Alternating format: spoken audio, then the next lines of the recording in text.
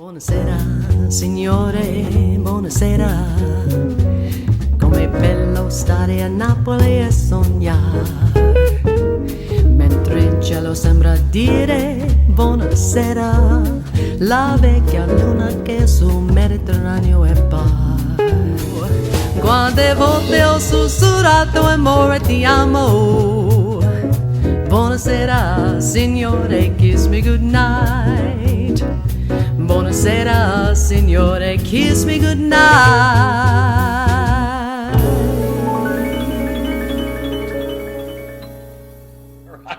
Buonasera! Buonasera, Lena. Ciao. How wonderful. How wonderful to be with you. It's great to be with you too, Charles. We are starting our own little show here.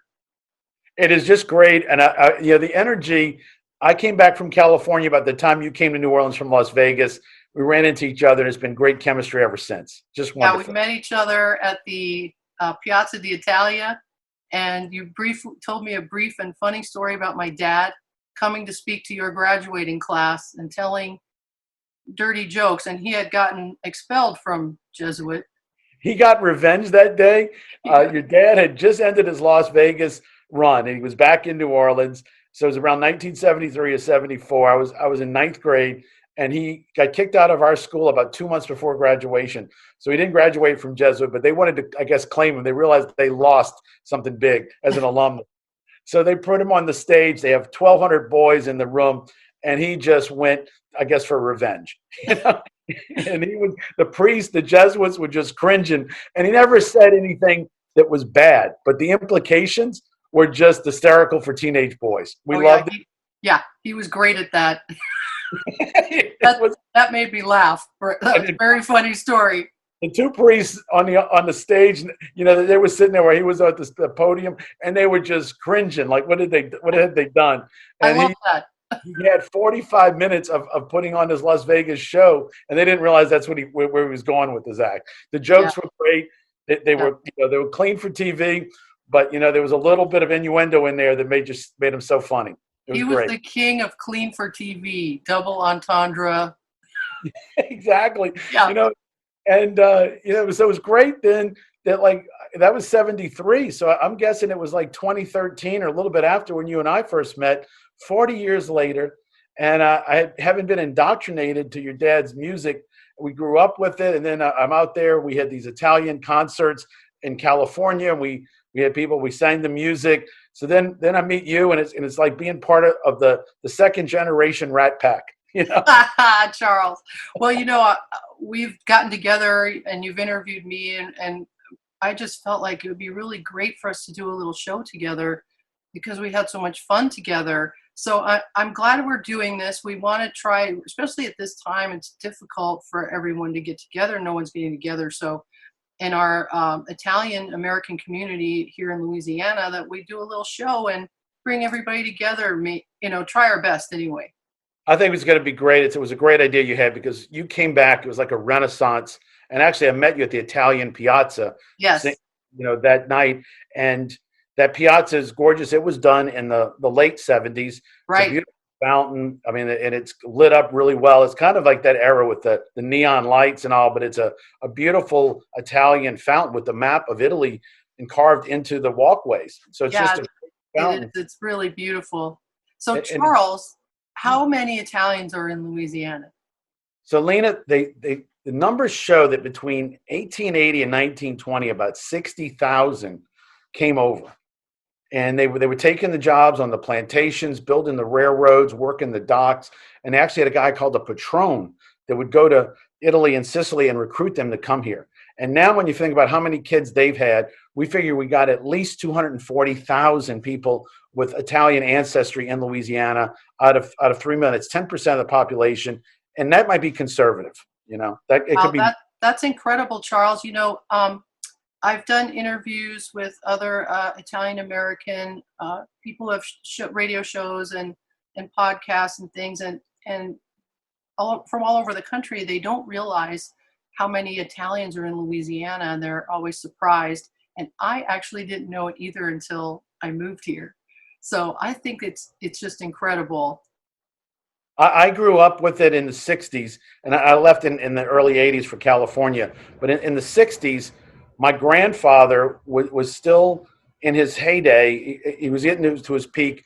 They had about 6 Italian clubs in North Louisiana because many of them went up there to pick cotton or cut sugar cane. So Wow. these clubs every year would have a convention on Labor Day weekend. One year be Baton Rouge, one year Shreveport, one year Monroe, and they kept the Italian culture going.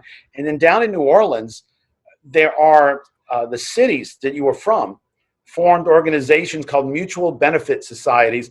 And the first thing they did was pitched in to buy a mausoleum and build it so they had a place to be buried. So there's a beautiful row in Metairie Cemetery of these mausoleums. And now for All Saints Day, the Italians gather there and do the blessing of the grave. So there's a lot Yeah. of Italian culture. It's just That's great. a beautiful tradition, and it's like it's just so beautiful and peaceful in there. And it's like an Italian neighborhood in there. Well, you know what they also say is the mausoleums are like the apartments. And then other people have their own tomb. That's like having a house. Right, like my dad, and That is a house. the You know, Moran tomb is right next to my dad, I believe. yeah, there is. And I went there Yeah. looking to track down somebody recently. And when they brought me there, that's what they explained to me because he had a tomb. And they go, Yeah. this is the house. And across the street are the apartments. Right. So it's That's an pretty amazing cool. row. But they actually often say what town in Italy or Sicily the person was from. Yeah, that's really cool. It's I love amazing that. to see that. And as you know, we also share Sala Peruta and Yep. Monroe. My ancestors' graves say Sala Peruta or Wow. Bisakina, the Cefalù, the towns in Sicily that they were from are on Yeah. the grave of the original people that came here. Wow, that's really cool. It's, Well, it's amazing. my background today isn't Sicily, but it's Florence because I got to go to Florence in 2019, and I had never been to Italy or Sicily. We talked about taking a trip there when, of course, this pandemic happened, so that's all on hold right now. But I did get to go October of 2019 and perform at a wedding, and stayed for a week, and just had an amazing time in beautiful Florence. And so I put this up as my background today because I was there. And I wanted to share that I got this beautiful bracelet there because I'll show it. And I'll show a picture right now. But I was seeing a fleur-de-lis everywhere, and I knew nothing about this. But there's actually this history. The Medici family brought the fleur-de-lis to Florence. It was given to them in 1465 by Louis XI to acknowledge the special relationship between France and Florence. How about Wow. that? And there's more history on that. So if you're interested, just comment below and I'll share more of that history. But I found this little store because I wanted to take home to New Orleans an Italian fleur-de-lis. And this store is Manelli Florence. They have a website, manelliflorence.com, where you can get these beautiful leather and 24-karat gold bracelets with the Italian fleur-de-lis on them. It would make a great Valentine's Day gift, guys, for your girl. That's a must. That is a must. Yeah. New Orleans with the fleur-de-lis, everything, the Saints emblem. The fleur-de-lis is our brand. So that would be just a great thing to do for New Orleans. What a great Pretty idea. cool. Yeah. So we have we don't want to, start the show out on a sad note, but we really have to acknowledge the passing of Barbara Chifici, just an icon, an inspiring Italian American in this community. And we just wanted to, acknowledge her right now. But again, I met Barbara through you. You had that we partnered on Republic Day, and then you Yes. upped it to another level with Child Women. So you were giving Barbara an award when I met Barbara, and I didn't realize because the restaurant she owns doesn't have an Italian name. It's called Deanie's. Yeah. And I never thought this Italian lady was running Deanie's, but then she told me that her and her husband bought it, and it was already called Deanie's.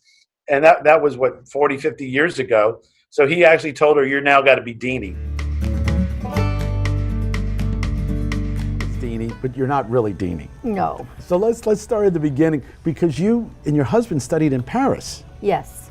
So fill me in, you get married and you're off to Paris? I got married at 19, and my husband and I left to go live in France. He was going to Le Cordon Bleu. I do not know one word in French, but he learned quite a bit, and I actually learned things from him. So then you started with restaurants in the uptown area of New Orleans. We actually started catering from our house as soon as we came back. From that, we first opened an Italian restaurant on Magazine Street, and the opportunity came up for us to acquire Deanie's. And I thought my husband was crazy, but it worked out well for us. That was 1982. Yes, it was. And then a few years later, unfortunately, your husband passed away. Yes, But then you took charge, 1985, and you bought out your partners. I did. And then we have Deanie's today, which is in Bucktown. Tell me the story about Bucktown. Oh, Bucktown was an old fishing village. And as I was growing up, you heard stories about Bucktown. Never did really come out here. There are many stories circulating around, but Bucktown used to be a lot of fishing camps. It was a fishing village. They had a lot of bars, houses of prostitution, you name it, they had it here. I think they had a little bootlegging going on also out this way. July 4th is the blessing of the fleet. Yes. And there's still a big fireworks in Bucktown Harbor now. Well, they had stopped the blessing of the fleet. And a few years ago, I decided we should bring this back in this area.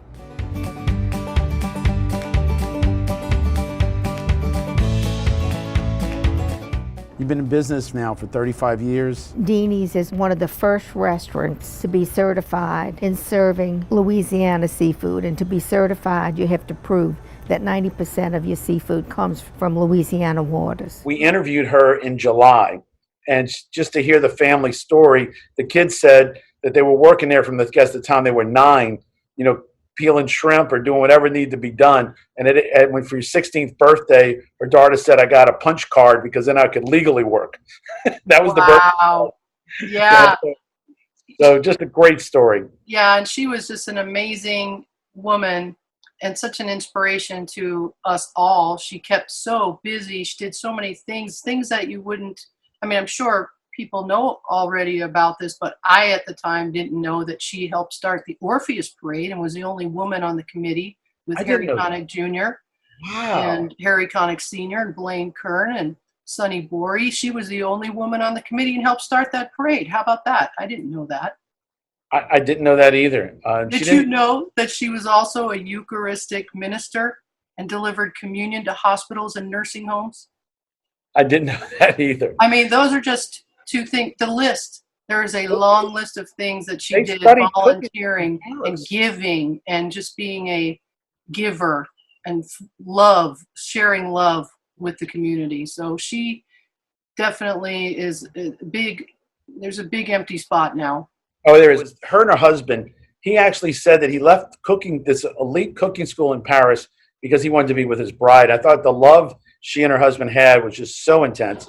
Yes, and now, she told me she missed him every day and she hated to be at home and she just stayed busy and that's really was her thing. She stayed out in the community doing things for others and working hard and being an inspiration, and we just want to send our deepest condolences to her family, and we're so very sorry for your loss, for the loss to the community and for her family and friends.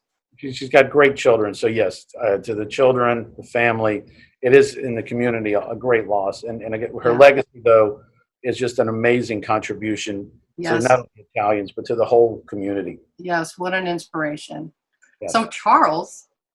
Yes. We are going to do a segment right now called Charles Celebrates Culture.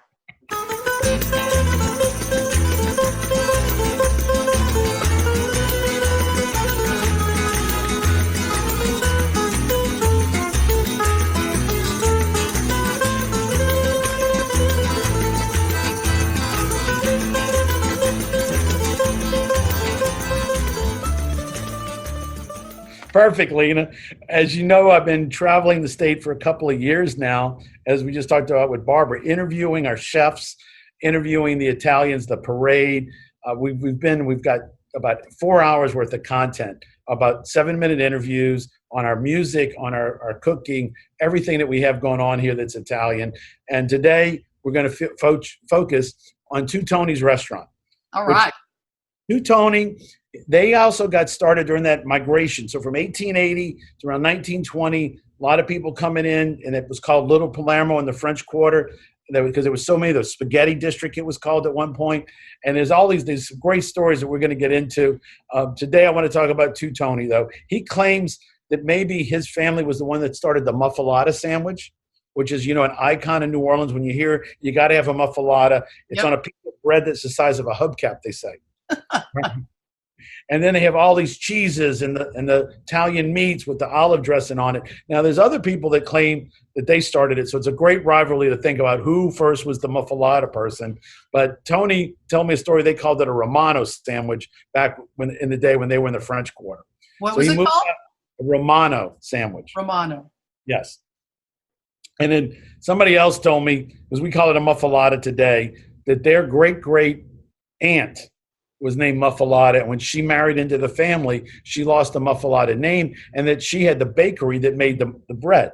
She married a person named Lena, and that the Muffalata became what we call it today. And she was making these round breads they slice in half, and then they just load them with meats and cheeses and the olive dressing. Now, I've also heard a couple other stories, but for Tony, it's called the Romano, and his is fabulous. But what he also said that really I didn't click, and I think anybody coming to New Orleans needs to know, we got these great seafoods here. You got the crab, the fish, the shrimp, oysters. You got so many things to choose from. And then because we got great soil, the crops are phenomenal. So you grow these great vegetables, and the chefs could combine that fresh in New Orleans, which you can't do anyplace else in America. Yeah, so that's pretty cool. It is cool to think about. That's what we're doing. Now with refrigeration today, maybe you can freeze it, but to get fresh okra, fresh Creole tomatoes, or whatever you needed, it was fresh with the fresh fish. And they made some great dishes here. They call it Creole Italian. And Tony actually, he's got a marinara sauce that he bottles.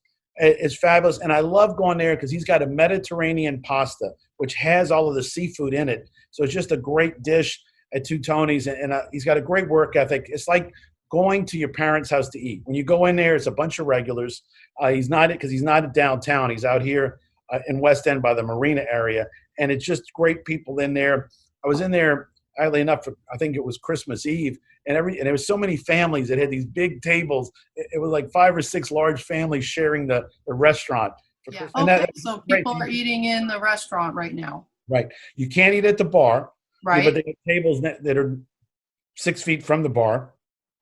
You can eat at those. And then in the dining room, it's about 40% tables that are available, which is more than enough because it's a pretty large room. So can you order to go if you don't want to eat in, if you just don't feel safe doing that? Yes, you can. There are people that pick it up to go. Great. And I see people because during COVID, we had so much shutdown. Yeah. People coming in from 10 miles away. Yeah. When they would say where they were driven in from to get Tony's meals. Wow. And they would walk out with a big box. Yeah. Because they weren't just ordering one, they were ordering enough for the whole family. Yeah, so that's really great. That's really great. If you don't want to be that's awesome, Charles.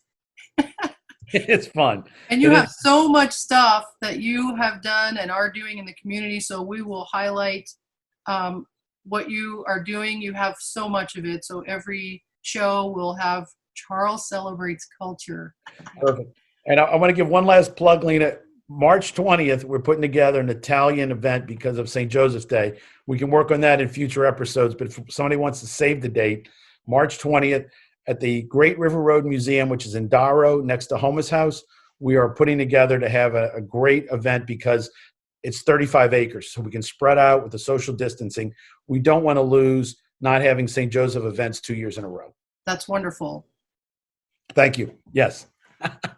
All right. So here's a couple of things to check out to help support our friend John Viola, who comes to New Orleans, and we all know John, and he has the Italian American podcast and Italian American TV. He also has a cool shop where you can get Italian themed t-shirts that he does the artwork and the design for. He's so talented. And here is the link to go to the ItalianAmericanPodcast.com. So just copy this down and go check it out because it's really great. It's a great podcast. He's got, of course, wonderful. The current episode features filmmaker Joseph Paleo. I don't know if I'm saying that right, of the documentary America's Last Little Italy, The Hill. So check it out. And here's another cool website to check out. It's called We the Italians. I'm sure a lot of people already know about this, but they are a media company. It helps everybody share and promote and be informed about everything regarding our Italian culture. And they have different regions, so you can sign up for the South. And here's their website right here, wetheitalians.com. And there you go. Check those out. Those are really cool things to, keep Italian going in your life. Both great people. John's got a great co-host, and Umberto does We the Italians. He's a great guy too. Yeah. Yes.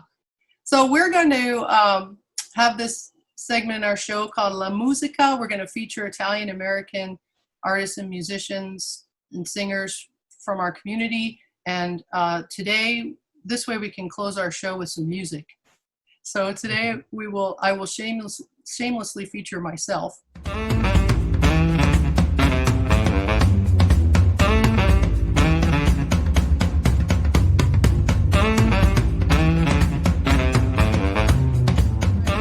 This album and released it last year to have something to release in 2020, and I did it all myself. I did all the editing and everything, artwork and everything myself, and put it out there. It's a live show I recorded at the Smith Center in Las Vegas, but it was an incredible night with a big band, and it's available on my website and also at Basin Street Records. And I'm going to share with you a video clip from that show right now that's on this album. 1, 2, 3.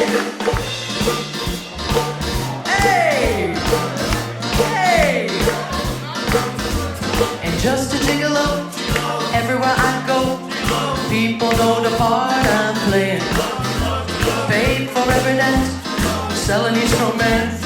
Oh, what they're saying. And there will come a day when you will pass away. What will they say about me? When the end comes, I know they'll say just a gigolo, and life goes on without me.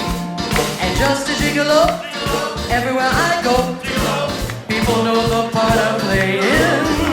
Paid for every dance, selling each romance. Oh, what they say. And there will come a day when you will pass away. What will they say about me? When the end comes, I know they'll say just a gigolo. Everybody sing! Life goes on without me. Beautiful! I ain't got nobody, and maybe there's nobody that cares for me. Nobody that cares for me. I'm so sad and lonely. Sad and lonely.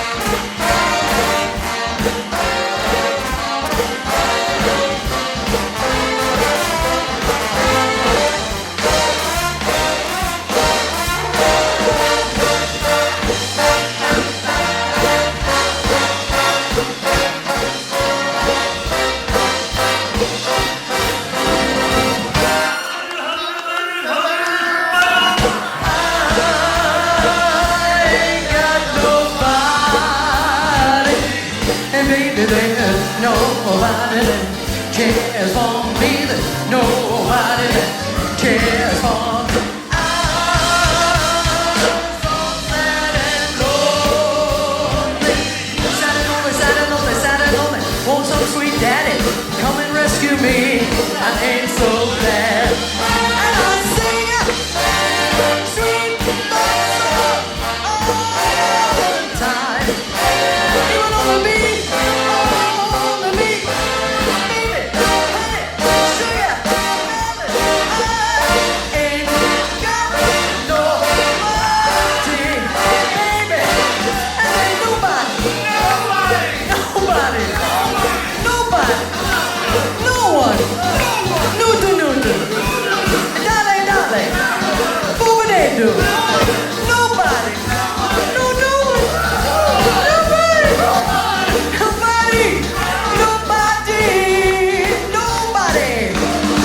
Nobody cares for me.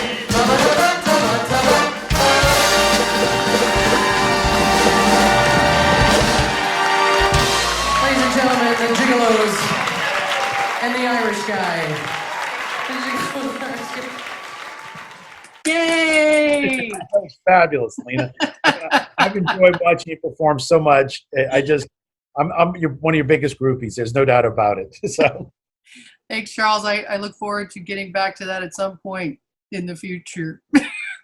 you have a lot of people who are dying to see that happen, and looking forward to that day where with COVID is gone and we're able to enjoy the community, the song, the inspiration. It's just great. So we'll be there one day. So we hope that you all enjoyed our little show today, and we will continue to post shows once a week. Please join our Facebook page, like our Facebook page. Here's the link where we will be posting all of our episodes. And please comment below. Tell us what or who you would like to see on our show. Let us know. Yes, please do. Or if there's a place you want us to go, I'll jump in the car and go there and explore it for you. Yes, so thank you very much, and we will see you on our next show. Ciao, Bella. Ciao, Bella. Ciao. Buona sera. Buona Sera, dear. Buona Sera. Buona sera, signore, kiss me goodnight.